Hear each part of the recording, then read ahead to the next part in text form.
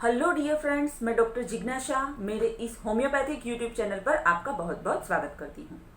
आज हम बात करेंगे महिलाओं से जुड़ी एक परेशानी की और वो है यूट्राइन फाइब्रॉइड। यूट्राइन फाइब्रॉइड मतलब बच्चेदानी में गांठ, फाइब्रस यूट्रस और रसोली, जो भी नाम आप उसको बुला सकते हैं। तो यूट्राइन फाइब्रॉइड होता क्या है, उसके लक्षण क्या है, उसके कारण क्या है और उसको होम्योपैथी से विदाउट सर्जरी ट्रीट कैसे किया जाए, इस विषय में आज हम ये सेशन करेंगे। तो फ्रेंड्स, ये सेशन आपके लिए बहुत ही ज़्यादा इंफॉर्मेटिव और हेल्पफुल होने वाला है, तो प्लीज़ मेरे साथ बने रहिए। और ज़्यादा बातें ना करते दोस्तों, हम शुरू करते हैं यूट्राइन फाइब्रॉइड का ये सेशन। तो यूट्राइन फाइब्रॉइड होता क्या है?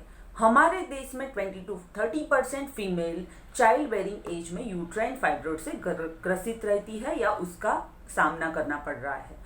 यूट्राइन फाइब्रॉइड ये ज़्यादातर 16 to 50 16 साल से लेकर 50 साल की महिलाओं में ज़्यादातर देखा जाता है और ज़्यादा से ज़्यादा वो मेनोपॉजल एज यानी कि 35 ईयर से लेके 50 ईयर तक बहुत ही ज़्यादा देखने को मिलता है।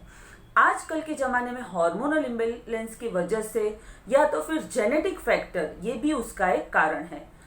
अगर यंग एज में पॉलीसिस्टिक ओवेरियन डिजीज है, एस्ट्रोजन का लेवल बहुत ही हाई या इम्बैलेंस रहा है, तो फिर मेनोपॉज की एज में यूट्राइन फाइब्रॉइड होने के चांसेस होते हैं।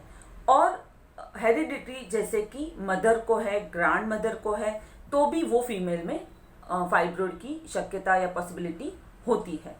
तो फ्रेंड्स, ये तो हो गए कारण। यूट्राइन फाइब्रॉइड कैसे होती है, कौन सी साइज की होती है? Uterine fibroid generally Apple seed मतलब सेब के बीज की साइज की भी हो सकती है, 0.5 सेंटीमीटर, और उससे लेके ज़्यादा से ज़्यादा बड़ी मैंगो की साइज की या वाटरमेलन की साइज की 40 सेंटीमीटर साइज की भी हो सकती है। अगर ये 4 सेंटीमीटर से कम साइज की है तो फिर लगभग उसकी ट्रीटमेंट की कोई ज़रूरत नहीं होती है, और ये बहुत बड़ी है तो उसको ट्रीटमेंट की ज़रूरत होती है। उसके सिम्टम्स देखने जाए तो यूट्राइन फाइब्रॉइड मतलब जो गठान होती है वो मांसपेशियों, यूट्रस की मांसपेशी से ही बनी होती है, तो फिर उसमें कोई फ्लूइड या ऐसा कोई इन्फेक्शन या कोई ऐसा कलेक्शन नहीं होता है। तो यूट्रस की मांसपेशी से बनी हुई ये गठान वो जहाँ कहीं भी होती है यूट्रस में, अकॉर्डिंग टू दैट उसके सिम्टम डिफरेंट होते हैं। वो यूट्रस के ऊपर भी हो सकती है, यूट्रस के साइड में भी हो सकती है, और वो मैंने बताया कि 0.5 से लेकर 40 सेंटीमीटर की साइज की हो सकती है। उसके सिम्टम्स उसके लोकेशन के हिसाब से होते हैं।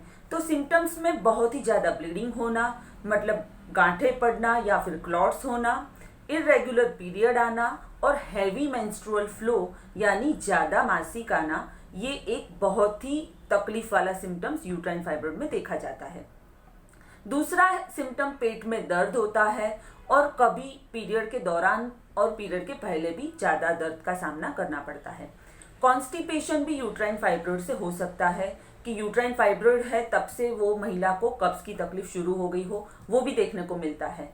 या फिर बार बार यूरिन के लिए जाना पड़ना और यूरिन जाकर भी यूरिन कंप्लीटली ब्लैडर खाली हो गया है ऐसा सेंसेशन नहीं आता, बार बार जाने की इच्छा होती है, ये भी एक यूट्राइन फाइब्रॉइड मतलब फाइब्रॉइड अगर यूट्रस में है तो ये भी एक सिम्टम है।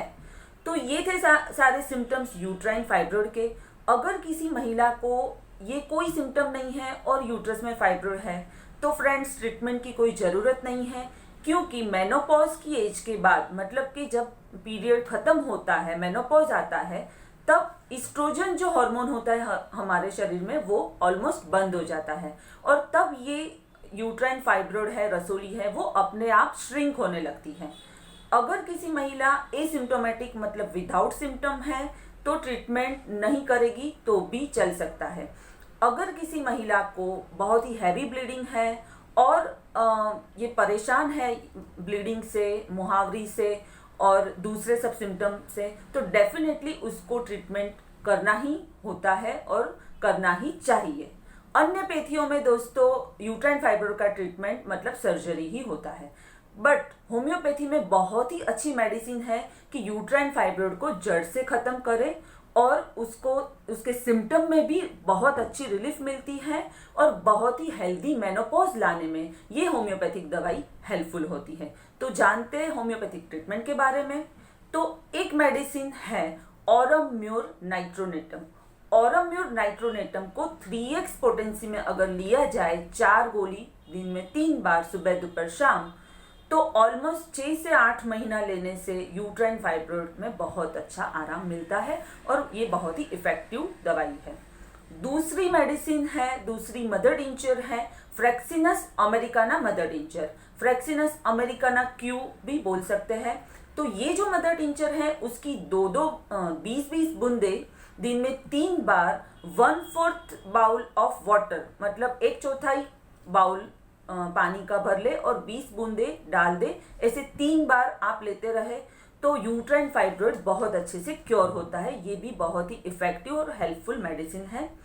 अगर किसी महिला को ब्लीडिंग ज़्यादा है, बहुत ही हैवी फ्लो है, तो एक बहुत अच्छी मेडिसिन है, वो है थैलेप्सी बर्सा मदर टिंचर। तो उसको भी 20-20 बूंदे दिन में 3 बार लेनी है। अगर महिला को ब्लीडिंग ज़्यादा है तो फ्रेक्सिनस और थैलेप्सी दोनों ही उसको शुरू कर देना चाहिए।